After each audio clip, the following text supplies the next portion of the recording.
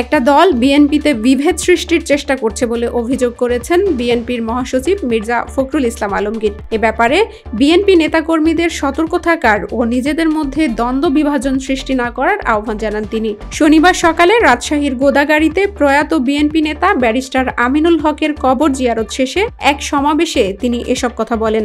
রাজশাহী 1 আসনে বিএনপির মনোনীত প্রার্থী অবসরপ্রাপ্ত মেজর জেনারেল শরীফ উদ্দিনকে নেতাকর্মীদের সঙ্গে পরিচয় করিয়ে দিয়ে সবাইকে ঐক্যবদ্ধভাবে কাজ করার আহ্বান জানান মির্জা ফখরুল।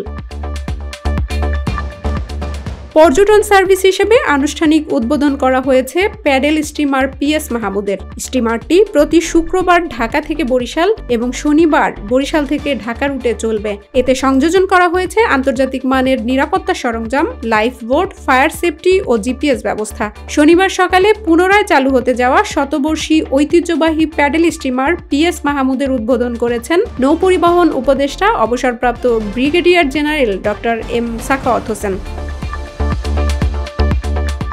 ঢাকার সোহরাওয়ার্দী উদ্যানে আন্তর্জাতিক খতমে নবুয়াত মহাসম্মেলন শুরু হয়েছে। শনিবার সকাল 9টায় আনুষ্ঠানিক বক্তব্যের মাধ্যমে শুরু হয় এ ধর্মীয় সমাবেশ। এতে বাংলাদেশ সহ 5টি দেশের আলেম ওলামারা যোগ দিয়েছেন।